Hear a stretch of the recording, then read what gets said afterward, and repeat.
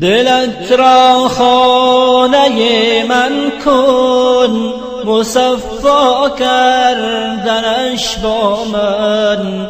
دلت را خانه من کن، مصفا کردنش با من. به من درد دل افشا کن، مداوا کردنش با من. به افشان قطره اشک که من هستم خریدارش. به افشان قطره اشک که من هستم خریدارش. بیاور ذره اخلاص که دریا کردنش با من.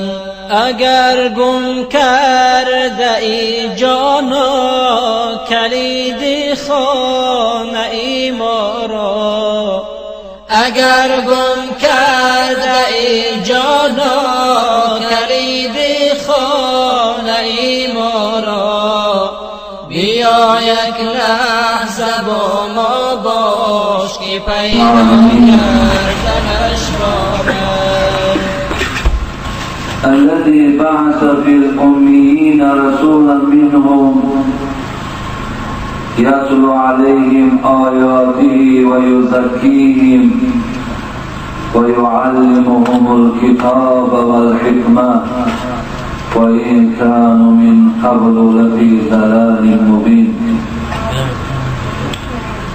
والصلاة والسلام على من بعثه رحمة للعالمين وعلى آله وأصحابه والتابعين إلى يوم الدين.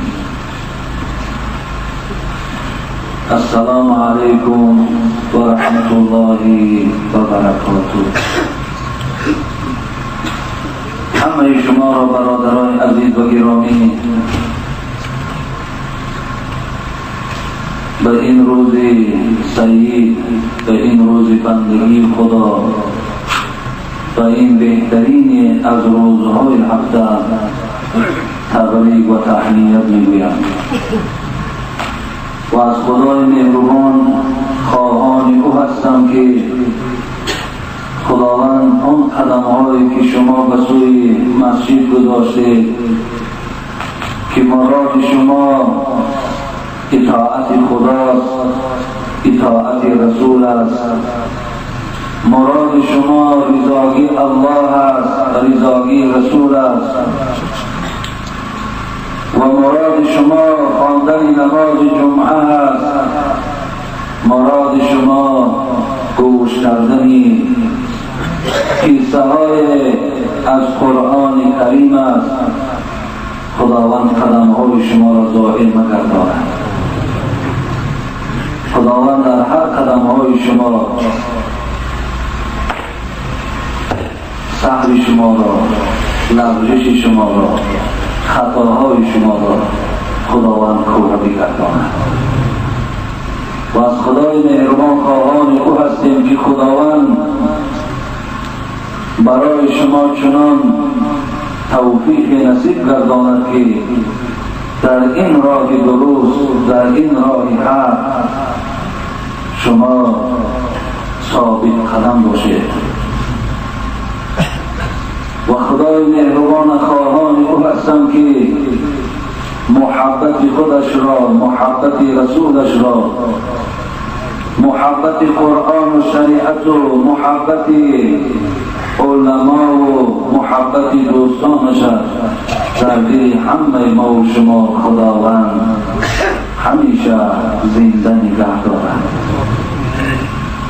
و از خدای مهربان خواهان او هستم که آن ثواب و پاداشی که در این نماز جمعه هست در نامه اعمال ما و شما کتابت بفرماید. و خواهان او هستم که خدای مهربان روز قیامت نامه اعمال ما را به دست راست ما نصیب بگرداند و بعد آنی که نامه اعمال را به دست ما تصدیق فرمایید ما را بشارتی به جنت بده.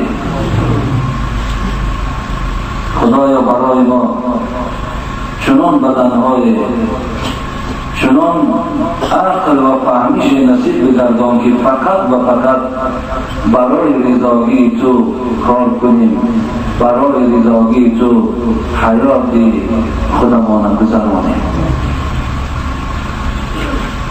بنده هایی که از راه های دور آمدند، از راه های نزدیک آمدند، خدایا باز صحت و سلامت به خاندانشان برسانی. آن چی در دل دارند خدایا ذاتی تو داناست. مراد مطلوب هاشون اگر نیک باشد خدایا حاصل بگردان.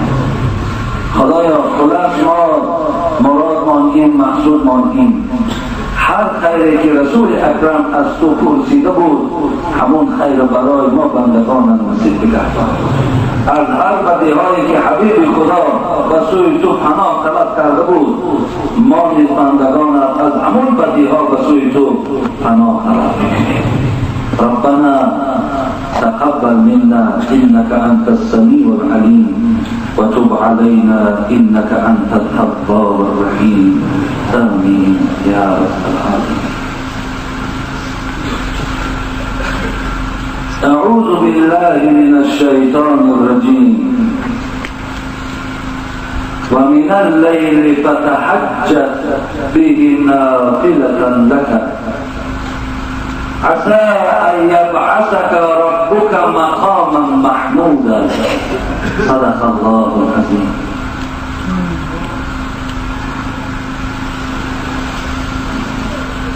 برادران عزیز و گرامی، جمعه گذشته من اعلام کرده بودم که به خواهش شما که یکی از موضوعهای خیلی مهم و موضوعهایی که برای شما پسند می آید، برای شما روشنی دنیا و آخرتتان می شود، نماز شب است، نماز تهجد.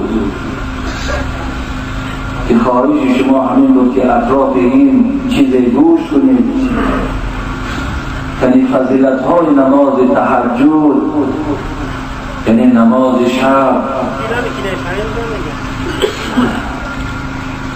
چه فضیلت دارد، چه خاصیت دارد. تا شما بعد شنیدن این نماز را بر خانه های خودتان جاری گردانید. این عبادت را برای زنهای خود، برای پدر و مادر خود، برای فرزندان خود تعلیم دهید تا که خاندان شما گفت حبیب خدا مانند به قبرستان شود، تا که خاندانهای شما نماز آلوده شود، تا که خاندانهای شما پر از ذکر خدا شود. ما هم برادران عزیز و گرامی انتخاب این موضوع را هم که اگرچه خواهش شما هم بود، خواهش خود من هم هست، به خاطر میان بستیم، به خاطر آمادگی دیدم که خداوند آنچه که میگویم اولا برای من زبان کشاده نگه دارد و برای من خداوند مهلت جدا کند و از خداوند خواهان او هستم که آنچه که از نام الله میگویم، از نام رسول میگویم، خدا باید در دلهای شما، در مغز جگرهای شما خداوند جایگیرش بگرداند و شما را از جمله بندگان گرداند که در ساعت 3 و 4 شب پی طهارت باشید و جان نمازات مقدسه خالق یکتا را عبادت کنید. اگر چندی که این عبادت شب شما هم برابر به نعمتهای پروردگار نمی شود، اگر چندی که ما از ساعت 3 امنی بعد خفتن اگر تا روز هم که قیام شب کنیم، برادرای عزیز و گرامی با یک نعمت پروردگار دادگی برابر شدن نمی تواند. به هر حال هم که باشد امید داریم به هر حال که باشد ناامید از درگاه پروردگار نیستیم. اگرچه عبادت هامان کم هم که باشد خدای مهربان داریم، خدای غفور داریم. در پیشتاق جنت هم تصدر نویسانده شده است امت مذنبه و رب غفور. حبیب خدا گفتند در پیشتاق جنت دیدم امت محمد امت گناهگار ولیکن پروردگار غفور دارد، خداوند میبخششان. با این امید که پروردگار ما را از قسم شب که خیزیم و با جای نمازها و با درون وجود منفور از ترس پروردگار رو به سوی خدا کنیم. شاید که مهربانی پروردگار شامل حال ما شود و ما را خداوند روز قیامت حجت داخل شدن جنت را در دست ماندهد و گوید که روی همان جنتی که من در دنیا برای شما وعده کرده بودم، روی از ناز و نوش و آنچه که در داخل بود شما استفاده دهید. و این خاطر از پروردگار مهربان خواهان او هستم که خداوند این برآمد مرا، این موعظه مرا، این چی بیان میکنم خداوند سبب هدایت شما گرداند و سبب عمل کردن شما در این عمر کوتاه شما گرداند.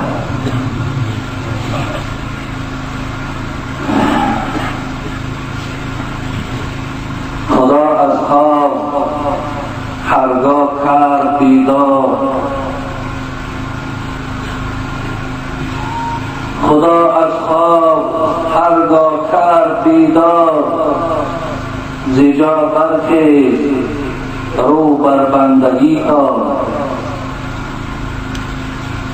اگرچه بستری خوابت بود گرم، به ذکر دوست هر شب دل بکن نرم. اگرچه میفریبد خواب شیرین، اگرچه میفریبد خواب شیرین، بکن یاد بهشت و باغ رنگین. مده دل را به شوق آغوش زن، مده دل را به شوق آغوش زن که حوران انتظار تو به گلشن.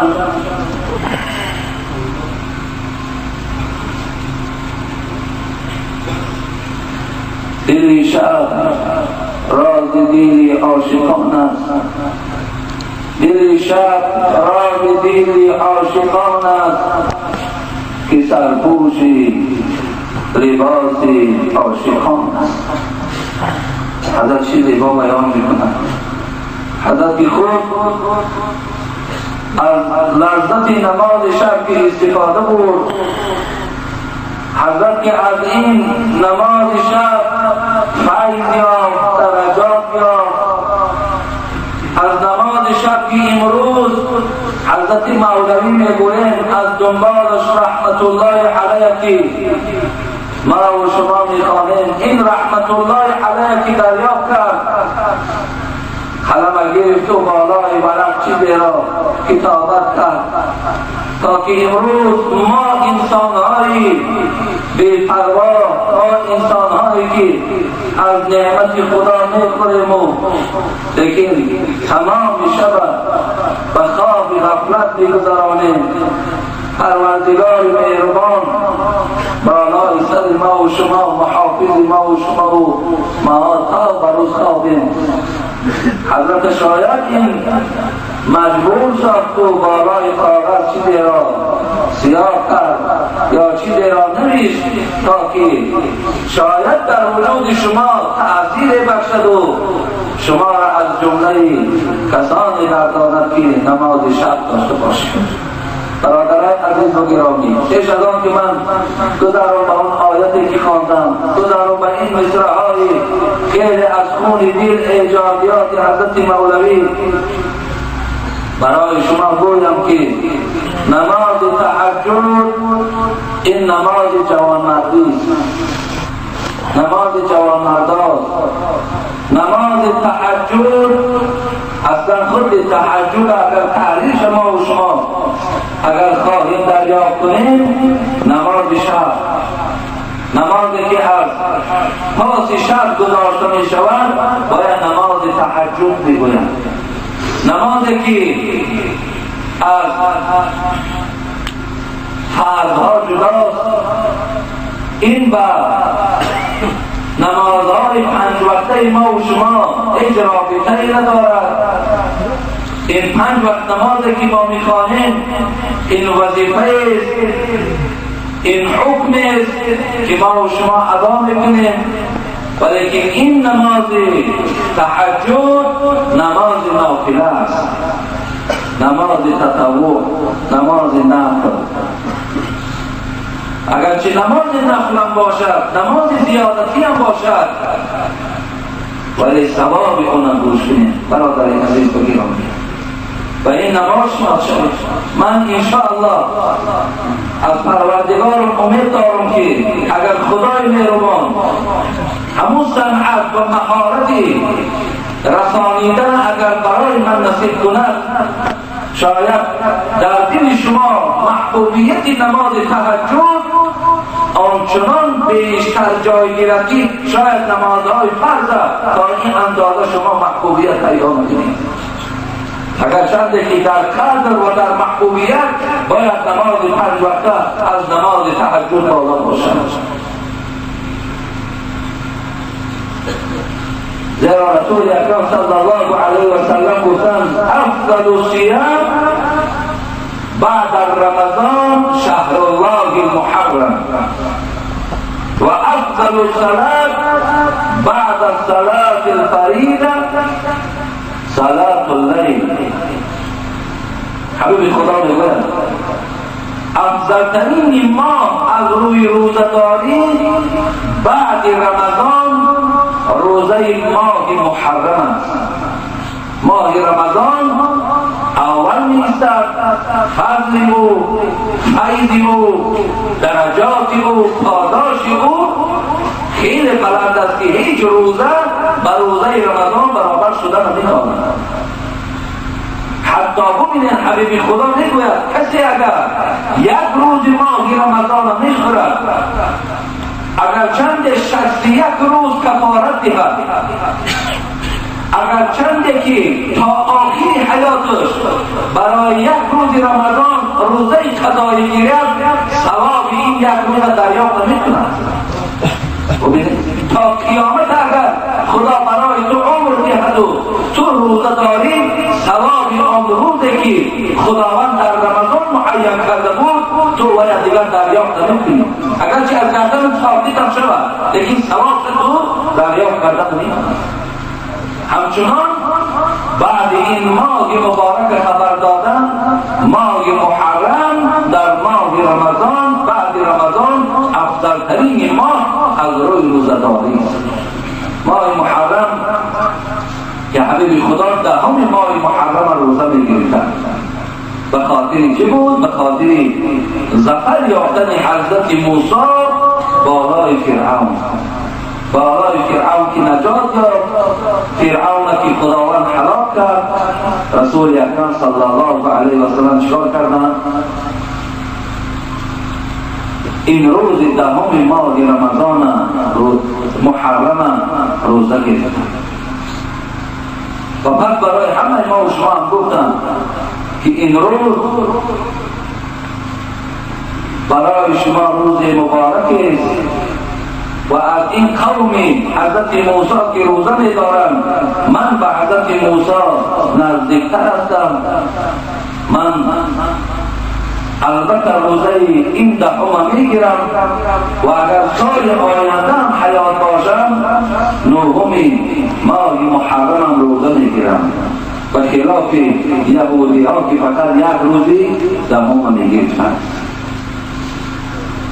بعد از آن بیان کردن حضرت که افضلترین نماز بعد نماز فرض، یعنی این 5 وقت نمازی که ما و شما بامداد میخوانیم، پیشین میخوانیم، عصر مانه میخوانیم، نماز شام میخوانیم و خفتن میخوانیم همراه ویتر. این 5 وقت نمازی که به گردن ما و شما خداوند فرض گردانید که اینقدر فضیلت و درجات این هم مثل ماه رمضان بلند است، بعد از این حضرت اعلام کردن که محبوب ترین نماز به سوی پروردگار نماز تهجد است، نماز شب محبوب ترین نماز. یعنی از محبوب ترین نماز وقتی که من میگویم احب الصلات محبوب ترین نماز به سوی پروردگار نماز تهجد است، مراد از محبوب ترین این رضایی خدا در این نماز است و دلالت و بسیاری ثواب در اون نماز میکنند. آیتی که من برای شما خواندم از سوره مبارکه اسراء بود و من اللیل فتهجد به نافلة لک. پروردگار به پیامبر سفارش داد که تو پاس از شب را به نماز بگذران که این نافله مخصوص توست. عسى ان یبعثک ربک مقاما محمودا. پروردگار گفت که ما برای تو روز قیامت مقام محمود نصیب کردیم. مقام محمود خیلی مقام بلند، مقامی که شفاعت رسول اکرم صلی الله علیه و سلم از برای اون نقاش است. پس جمهور مفسران بر این رفتن که نماز تهجد برای پیامبر خدا فرض بودند، برای امتانش حکم نافله را دارد، این نماز زیارتی. این خاطر اگر چنده که در گردن ما نماز نافله هم باشد، ولیکن برادر عزیز خیلی و خیلی ثواب او آنقدر بلند هست که خدا خواهد بندگان با ایمان او، بندگان خدا ترس او از دنبال این نماز هیچ وقت کنده نمیشود.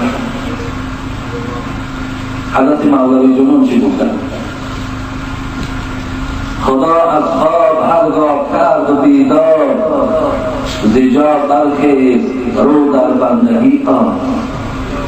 یکی مبادای دادر عزیز حضرت خوب فراموش نکنیم که نماز شب برای تزکیه نفس بنیاد نقش می‌بازد، برای پاکیزه کردن نفس ما و شما و این چنین برای پاکیزگی باطن ما داخل ما بسیار نقش می‌بازد و این چنین برای جلا روشن کردن روح مؤمن نماز شب به نهایت نقش می‌بازد، بسیار نقش می‌بازد. یکی تزکیه نفس، یکی طاهر کردن باطن، یکی جلای روح مؤمن. نماز تهجد، نماز شب بسیار نقش کلام می‌بازد. یکی اگر مبادای حضرت گفتن خدا شب تو را یکی بیدار کرد، دادر عزیز ساعت 2 شب بود 3 شب بود که یکی تو بیدار شدی، خدا بیدارت کرد. حضرت مولوی گفتن وقتی که خدا بیدارت کرد، این خیلی معنای کلام دارد. پروردگار سبب دارد بیدار کردنش، حکمت دارد بیدار کردن پروردگار. خدا از خواب هرگاه کرد و بیدار، زیجا برخیز رو در بندگی آن. و مراد تو را بیدار کرد که بنده من اگر چنده که من احتیاجی در عبادت تو ندارم، اگر چنده که تو سرکشم باشی جزا تمیتم، اگر تو با عبادتم باشی استقبال خوب میگیرم، ولیکن این بیدار کردن من معنای اوست که تو خیلی از جاگه خواب تو پروردگار تا در این نصف شب عبادت کن. برادر عزیز، خداوند عبادت کن، از خداوند زارا و تولا کن، از خداوند هر چی میخواهی اون ساعت از پروردگار طلب کن. خدا را مهربانیش بیدار کردن است. چگونه امروز بعض ما و شما بچه اکامون دخترکامون به عبادت شدند ولی میبینیم که خوابن خودمان آنقدر مهربان میگیریم که اونا را بیدار نمیکنیم که بچه اکامون بیدار میشود و دخترکامون ناراحت میشود، ولی ناراحتی خدا و نارضایی پروردگار و ما و شما توجه نداریم. گویا که خودمان با رحم میگیریم که اگر چند این خیلی نشانه بیرحمی ماست، نشانه بی اهمیتی ماست، تا خودمان دست خودمان قبلی فرزندانمان گرفته در عذاب خدا فرقاته ایستادیم. این مهربانی نیست. خداوند وقتی که بیدار میکند بنده را، این مهربانی خداست که خیلی در عبادت من خواهیم شد. حضرت گفتن اگرچه بستری خوابت بود گرم و ذکر دوست هر شب دل بکن نرم، ولی بستری خوابت خیلی جای گرم است. وقتی در داخل بسترها که می‌دواییم جاگه‌ها که گرم باشد، مراد از گرمی این گرمی تابستان خنک نیست، مراد از خواب شیرین است که خیلی انسان می‌فکره بر جاگه‌های خواب مانده که بپوش زدیم دیگر خوشی خیستن ما نمی‌دهد، دیگر خیستن برای ما خیلی مشکل می‌شود. شیطان ما و شما را وسواس می‌کند نخیز خواب کن، حاضر نیم ساعت پس میخیزی، یک ساعت پس میخیزی، خواب کردن بگیر، خواب کردن بگیر. هم تمام با ترغیب و تشویق شیطان ساعت مانه دراز کردن بگیره که از زمان بیدار بشویم که صبح دمیدستند. و از همون ساعتی با فیضی که خدا مرا بیدار کرده بود از همون ما و شما چی شده؟ محروم بود. حضرت اگر چنده که بستری خواب گرمم که باشد از جا خیز. این عبادت برای تو گرمتر است، این عبادت برای تو افضلتر است، نه اینجا گریخان. اگرچه میفیده بدخواب شیرین بکن یادی بهشت و باغ رنگین. حضرت نصیحت خوبی کردن، آنی گفتن، ساده گفتن چگونه الان من برای شما ساده بیان دارم، آنی ساده بیان دارم. یک نصیحتی پدرانه کردم، اگر چنده که مصرهای این حضرت از قیاس خودش نیست، از فکر خودش نیست، همه اینها در هر یک حرف این آیت قرآن آویزان است، احادیث های رسول اکرم آویزان است. اگر چنده که حضرت گفتن خواب شیرین مبادای بچه فریب بودار، مبادای خواب شیرین بسیار بسیار تو را غلبه کرد و هیچ از داخل جایگاه خواب خستن توانی یک بار بچه بهشت بیاد بیاد بکن یادی بهشت و باغ رنگین. همون زمان در دیگر چیزی را یاد نیاد، فقط بهشت باغ‌های رنگینی جنت بیاد بیاد. شاید که همون یادی جنت یادی باغ‌های جنت تو را از جاگه خوابت بیدار، تو را از جاگه خوابت راست کند و از روی طهارت خانه برد. حضرت مولوی جنوب در دیگر ایجادیات‌های مصرهای پیشینش میگفت وصف فردوس ز تفسیر کلامش بشنو. ای بنده‌های خدا، شما اگر خواهید که وصف جنت من آن بهشتی و باغ‌های رنگینه که حضرت میگوید شاید شما را از جاگه خوابتان بردارد، میگوید خواهید که اگر با جنت شما شناسایی پیدا کنید وصف فردوس ز تفسیر کلامش بشنو.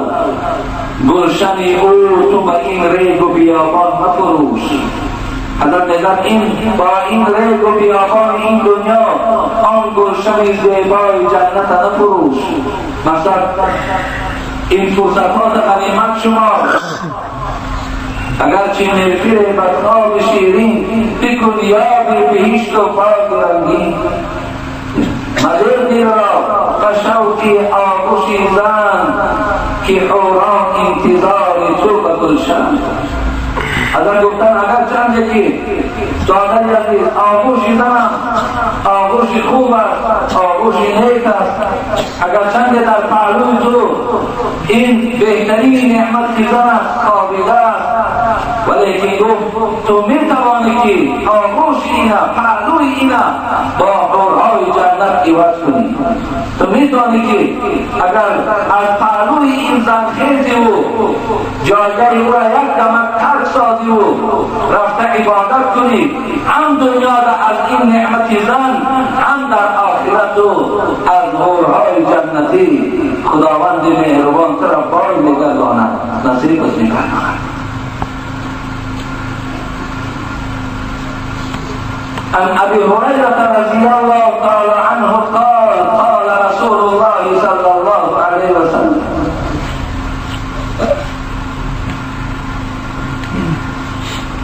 من عاداني وليا آذنته بالحرب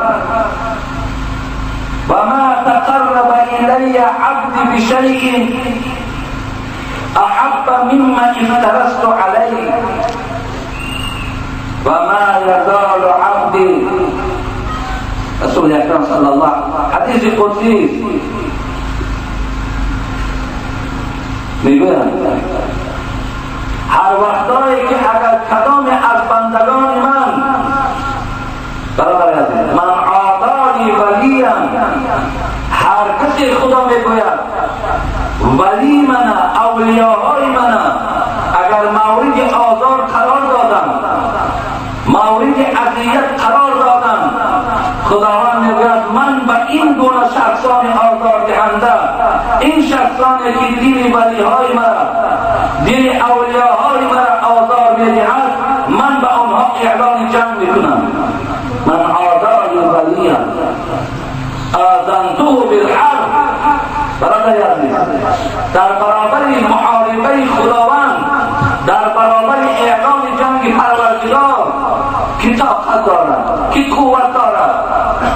این تهدید است این وعید است که داده عزیز در کجایی که یک ولی خدا را میبینه یک اولیای خدا را میبینه شما در آنها خادم باشید خدمتگار باشید شما دعاهای نیکی ایشان نگیرید شما با ایشان همنشین باشید شما از پهلوی ایشان دور نباشید. شاید که شما را سوال کنید ولی کیست؟ اولیا کیست؟ شاید که از شما سوال شود کی باشد اونها که خداوند و کسی به اونها دشمن است کسی اونها را آزار میدهد کسی اونها را گویم که تحقیر میکند مذمت میکند من به آنها اعلان جنگ کردم. اونها کی باشند که خداوند به خاطر اونها دشمناشان آبرد میکند کی باشد؟ بیایم به سوره یونس اعوذ بالله من الشیطان الرجیم الا ان اولیاء الله لا خوف علیهم ولا هم یحزنون. خدا میگه آگاه باشید خبر باشید اولیاهای من هیچ خوفی ندارند برای ولیهای من برای اولیاهای من خوفی نیست ترس نیست. یعنی در خانه کبر و در روز قیامت برای اونها هیچ حراسی نیست هیچ مشکلاتی نیست. ولا هم یحزنون.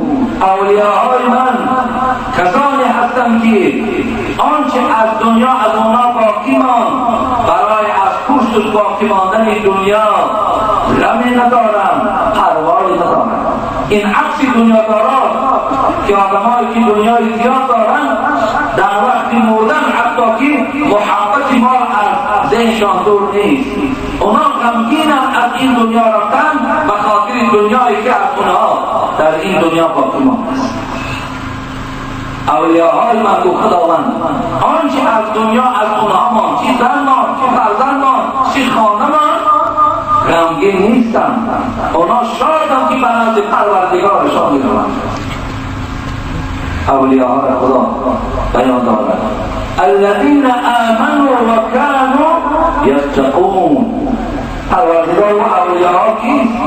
اولیاء آن کسی که ایمان بیارند و آن چیزی که ایمان آوردن ضرور است. ایمان به یگانگی خدا، ایمان به رسالت پیامبر، ایمان به قرآن، ایمان به روز قیامت، ایمان به زنده شدن بعد از مردن. و كانوا یتقون.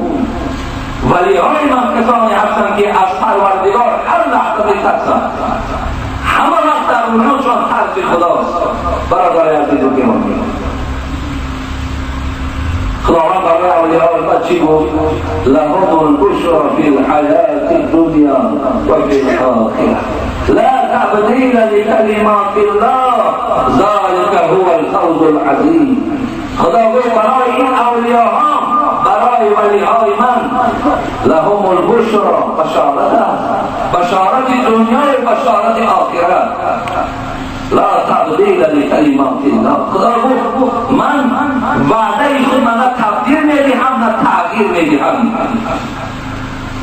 بشارت چیست؟ بشارت چیست؟ بشارت می‌آید از دیگر سوره قرآن جواب شمیدید. اعوذ بالله من الشیطان الرجیم. ان الذين قالوا ربنا الله ثم استقاموا تتنزل عليهم الملائكة ألا تخافوا ولا تحزنوا وأبشروا بالجنة التي كنتم توعدون. صدق الله العظیم. خدا میگه بشارت، بعضی ها میگن که بشارت مفسران هر چی گفتن خدا خیرشان دهد، هر کل دخترای نظر داره. بعضی ها میگن خواب خوب ببینند، اینم بشارت است. بعضی ها میگن که دیگرها باید خواب خوب ببینند. بعضی ها گفتن نه، بشارت آمدن فرشتگان است که در حالت نزع جان ما خداوند برای کسانی که ایمان آوردند، برای کسانی که از خدا ترسیدند، برای کسانی که نماز شب داشتند بغیر این حد و نمازشان نزول ملائکه ها می شود. تتنزل علیهم الملائکه. ملائکه ها می فرایند وقتی که ما و شما تو جان و پروردگار که تسلیم میکنیم چی میگویم؟ نازل میشن میگویم ای روح پاکیزه، ای جان پاکیزه، بیرون شو از این جسد پاکیزه. این جسد پاکیزه، این روح پاکیزه که در دنیا پاک بود، طاهر بود، بی‌غش و بی‌غیر بود، از این جسد پاکیزه ای روح پاکیزه بیرون شو. بیا ای روح پاکیزه، تو را به جای میبریم. فرشته ها میگفتند به جای میبریم که جای نوش و جای خیرت و جای راحت است. ای روح پاکیزه، تو را جای میبریم، نزد پروردگار میبریم، زمانی که پروردگار بالای تو خشمگین نیست. و ابشروا بالجنة التي كنتم توعدون. خدا گفت فرشته ها به او میگویند که ما تو را بشارت میدهیم به جنتی که برای تو در دنیا وعده میکنیم.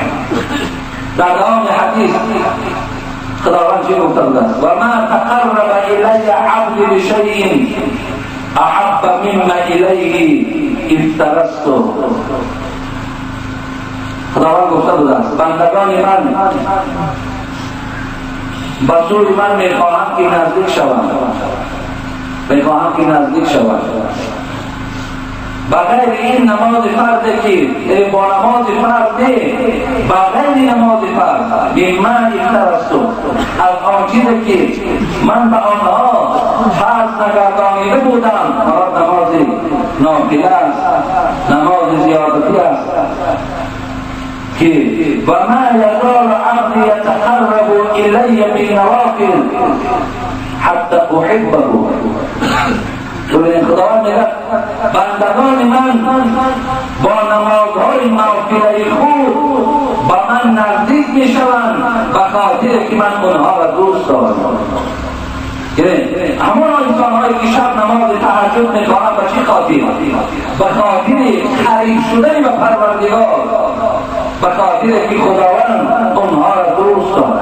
حتی احبه، خدا میگه من میدانم که اینها، این شبخیزی اینها، این خواب پراندن اینها، جامعه گرم ترک کردن اینها، از پهلوی زنها جدا شدن اینها، به خاطر است که من اینها را دوست دارم.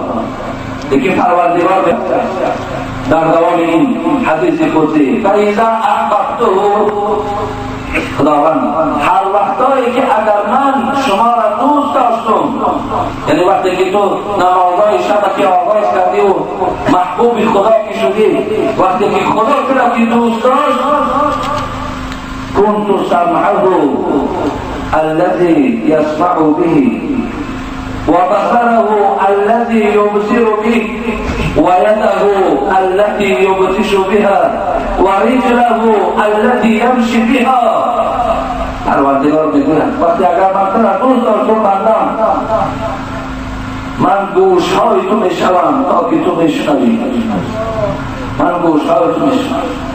پروردگار میگوید من چشمهای تو میشوم، یبصر به، تا به او تو نگاه کنی، و یده التي یمتش بها، یبطش بها، دستای تو میشوم تا که تو به او چیزی را بداری، پایهای تو میشوم تا که به او قدم زنی.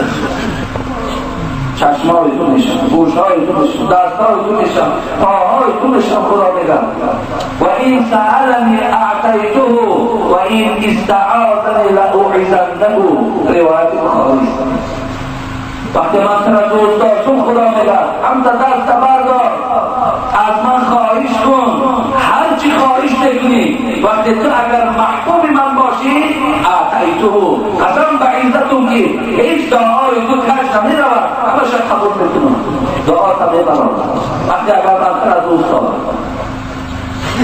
و هر وقتایی که اگر تو محبوب من باشی، تو در نزد درگاه من شرف و قدر داشته باشی، تو با این نمازهای نافلت به من که خواهشی نزدیک شدن داری، اگر هر چی پناه طلب کنی، من از همه چیز را محافظت میکنم. برادر عزیز، خداوند میگوید این درجات شما کمیابه وقتی که شما رو به نمازهای نافله بیارید، رو به نماز تهجد بیارید. ابن حجر عسقلانی رحمت الله علیه در فتح الباری که شرح صحیح بخاری میگوید مراد از خدا گفتگی که گوشی تو میشم، چشمی تو میشم، دستی تو میشم، پای تو میشم. مراد چیست؟ حضرت جواب گفتن که خداوند به این اعضاهای تو چنان توفیق میدهد که شنیدن سخن بیهوده اصلا دیگر طاقت نداری، چشمای تو دیدن حرام دیگر طاقت ندارد، دستای تو هیچ وقت دیگر به چیز حرام نزدیک نمیشود، این پاهای تو دیگر گپی تو نمیگیرن وقتی که اگر راهی بد رفتنی باشی، دیگر به سخن تو کار نمیکنن. یعنی خداوند بر این اعضاها آنچنان توفیق میدهد که خود در روز قیامت در منبرهای روز برای او در ذهن تو، در روی تو خداوند چنان نور را می‌دهد که این شعاع آفتاب در خجالت میماند. وقتی که اگر چی باشی تو پایبند نماز، اگر گویم که تهجد باشی. رسول اکرم صلی الله علیه و سلم یک خادم داشتن به نام ربیعه ابن کعب اسلمی میگویند. این حدیث مسلم است برادر عزیز و گرامی. خادم رسول اکرم صلی الله علیه و سلم بود، خدمتگار بود، خوش به حالش خدمتگاری رسول اکرم میکردند. و من اهل صوفه، این ربیعه باز از اهل صوفه بودند. اهل صوفه در یک کنجی مسجد پیامبر خدا چند نفرهای جمع شدن و گویم فقط کارشون عبادت بود، ذکر بود. هر هدیه‌ای که با پیامبر خدا می آمد از همون چکار میکردن، از همون اونها میخوردن، تناول میکردن. اونها نه زن داشتن، نه فرزند داشتن، نه پروای زن و فرزند داشتن.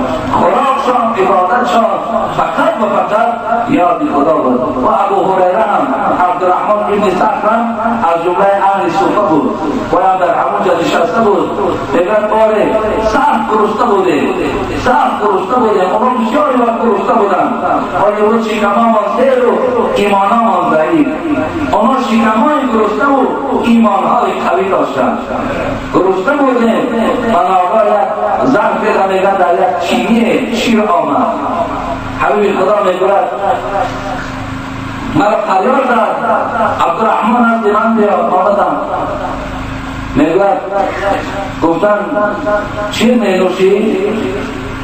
البته ابو هریره و اهل صوفه همه اونها میگوید تا چند روز بود که ما در هر چیزی را کردن بودیم، بسیار منتظر بودیم.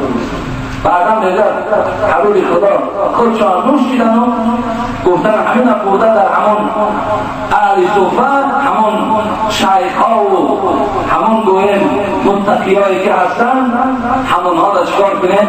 تقسیم کنیم. میگه بسیار در دل خواستم که همین ظرف و پررگی میداد، خودم تناول میکردم که سخت گرسنه بودم، ولی اشاره کرد که برد بعد در دست این برادر عزیز گفت این ظرفته.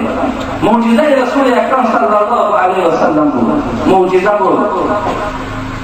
حضرت که دهان مبارک زده بودن، ابو هریره میگوید آمدم در دست اول شخصی که دادم، فقط در دلم تمنا داشتم که چیزی از او باقی ماند که تا که من نوش شد.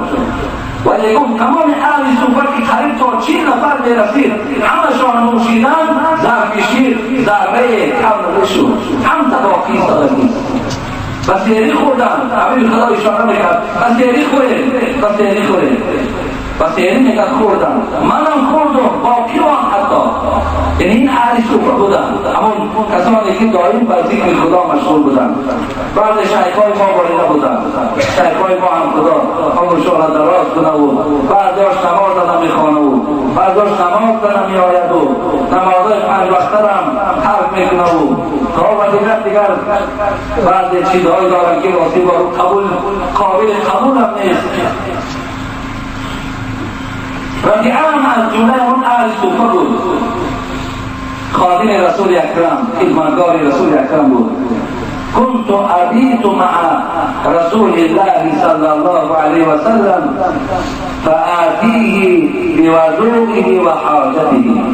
ربيعه میگوید که خوش به حال میگوید از جمله کسانی بودم که هر شب با پیغمبر یک جای خواب بودم، دائم در خانه پیامبر بودم، خدمتگار بودم، با همراه پیامبر خدا خواب میکردم و خدمت من همین بود. فآتیه بوضوئه و حاجته، آب طهارتش میدادم و هر چیزی که میگم همه حاجتشان میبرآوردم. بچه‌م میگم هیزم بیار، هیزم میآوردم، میگم آب بیار، آب میآوردم، خانه را جارو ده، خانه را جارو میزدم. خلاص پایبند خدمتی این آفتاب تابان بودم. فقال سلمی و چند سال خدمت کردم و یک روز حبیب خدا را بسیار خوشحال دیدم و گفته ربیعه از من سوال کن چی دعا در حق تو کنم؟ چی؟ عجیب مراسای عجیب روبرو شدنه که حبیب خدا پرسد ربیعه چی میخواهی که من در حق دعا کنم؟ خواهش چی هستی؟ بپرس از من. اسألك مرافقتك.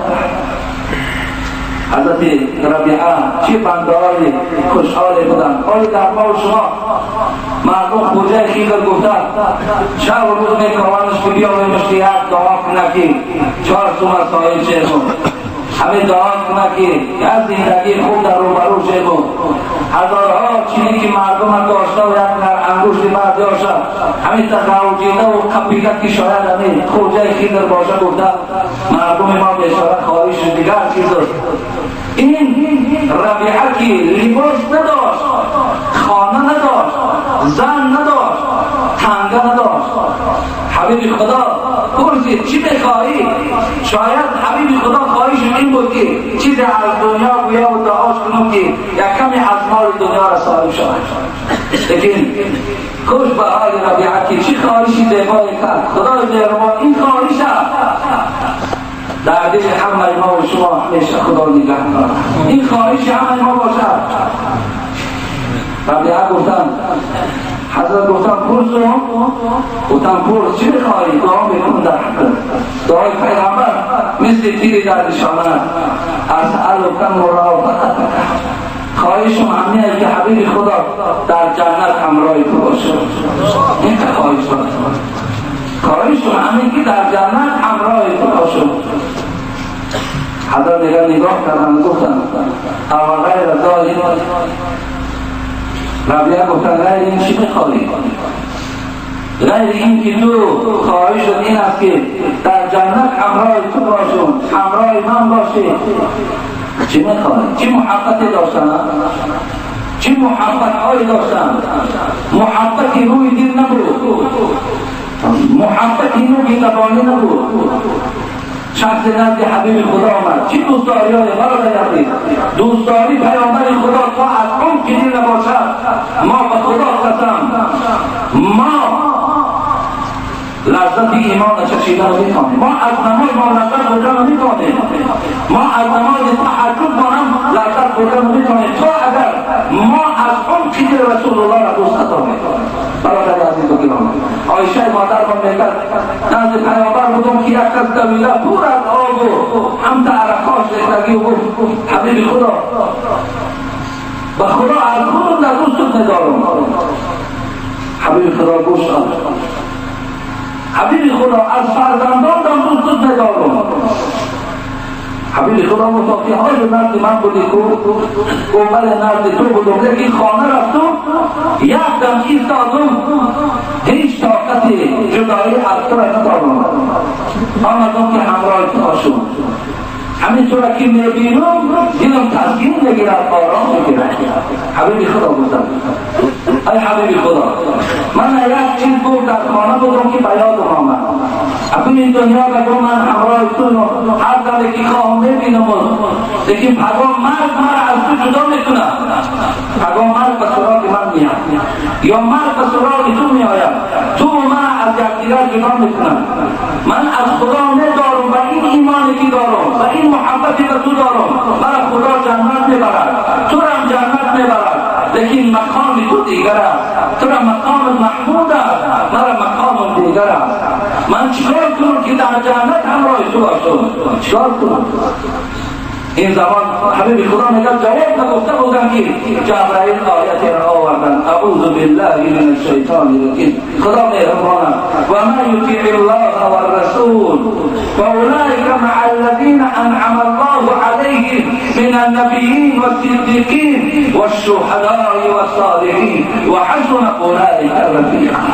خداوند این آیت پایان کرد که روی پیامبر خدا را گوید که کسی خدا را دوست ندارد، رسول او را دوست ندارد، روز قیامت همراه پیامبرها، همراه صدیقها، همراه شهدا، همراه آدمای صالح است. خداوند محبوبان خدا و رسول روز قیامت همراه الله و همراه رسول نگه می‌دارد. این مرد میگن از جا شاداب شدن، گفتن فکر میکنون که دیگر خرسندی حتی خرسندی داخل جنت هم برای من دویم درجه است از این خرسندی که الان من بشارت همراه تو را در جنت گرفتم. ربیعه هم دوستان که بودن یگانه چیز پرسیدن اسألک مرافقتک، میخواهم که در جنت همراه تو باشم. ای حبیب خدا که مزار بدم. فقال غیر ذلک، یگان چیز بنا میخواهی تو با چی خواهش داری؟ قلت هو الذات. حبیب خدا بغیر این دیگر چیزی نمیخوام، فقط همین خواهش من است که روز قیامت همراه تو جنت باشم. قال حضرت چی گفتن؟ فاعنی علی نفسک بکثرة السجود. گفتن ربیعه گفتن پس برای وارد شدن جنت و پس برای در پهلوی من بودن تو فقط من یک یادم بود در دنیا. گفتن چیکار کنم حبیب خدا؟ فاعنی علی نفسک بکثرة السجود. سجده زیاد تو در دنیا، بسیارتر عبادت کن. مثلا برای یک نماز 5 وقت فرض یا این 12 سنت که میخوانیم یا دیگر نمازهایی که داریم، باز نمازها زیاد کن، باز سجدهات مثل نماز تهجد شما میتونید نمازهای تهجد سجدهاتون را طولانی کنید. پیغمبر خدا گفتن خدا را ایستاده را بسیار دوست می‌دارد. شما اونجا تنهایید، جای بی‌ریا است، سوره های دراز خوانید، میتونید 2 رکعت خوانید، میتونید 4 رکعت خوانید، میتونید 6 تا خوانید، میتونید 8 تا خوانید. در حدیث مسلم آمده است که عایشه مادر میگوید بعد شب که پیغمبر خدا نماز تهجد خواندن می‌کنید در روز 12 تا قضا می‌خواند. این شما میتونید که حتی تا 12 رکعت دوتا یعنی صلات نماز شب پیغمبر دوتا هم که خوانید درست است، 4 تا هم خوانید درست است. مثلا شما خوانید پایبند عبادت شوید، سجده‌های دراز کنید، زیرا خداوند میگوید که اقرب ما یکون العبد من ربه و هو ساجد تأثیر و دعا. جایی که قریبترین بین ما و بین بنده است وقتی سجده است. خدا میگه اما حضرت به من بسیار نزدیکی ببین و هو ساجد تأثیر و دعا. اونجا دعا کن، اونجا از خدا خواهش طلب کن، پروردگار با تو قریب است، خدا مراد تو را حاصل میکنه. خداوند عاقبت ما را بخیر کنه، ایمانا ما را با سلامت نگه داره. خدای مهربان ما را بنده های حقیقی خوش گرداند، بنده های صادق گرداند، ما را از جمله اولیاء الله هاش گرداند، ما را بنده های بغیرت و جسورش گرداند و ما را خدای مهربان چنان توفیق ده که از همین شب پایبند نماز تهجد باشیم.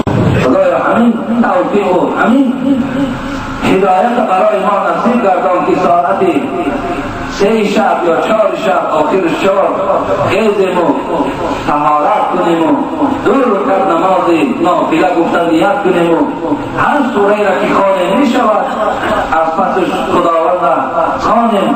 انشاءالله شما پیشوای خدا را دعاتون قبول، شرفتان بلند، نور روحتان زیاد، نفسهاتان پاکیزه، داخلهاتان طاهر، خدا بنده های مهربان، خدا بنده های بی‌ضرر انشاءالله در بین بنده های خدا بشیم.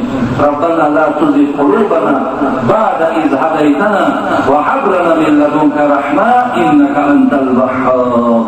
السلام علیکم و رحمت الله و برکاته. خب اینجا السلام علیکم بابای حاجی بابا، ما مهمانان از مراتبه در حق ما دعا کنید الله فرمان صالح دهد و مشکلی هایی که داریم از سر ما دور کند. التماس خدا این برادرای ما که از مراتبه آمدن خدا فرزندای سالم و صالح نصیبشان کند و همه مشکلات هایی که دارن خدا با فضل و کرم خودش آسان گرداند و نابود کند و همه خوشی ها و سبکی ها را خدا بالاشان بیارد. در حق مرحوم بابای استاد جلیل و همسرش خداوند رحمت و مغفرتشان بگرداند. برادر حاجی محمد علی در مسجد کمک کردند، برادر ما حاجی محمد علی که پیوسته این مسجد کمک میکند خدا عمر بچه و فرزنداش دراز و پدر و مادرش هم خدا ایمان کامل و دولت پیری نصیب کند. از جنازه بابای عبدالکریم از دهه تاقکفه بابای عبدالکریم هم خداوند روحش شاد و قبرش نور بگردانه و خدا همه وسوسه های قبر خدا از قبرش دور بگردانه.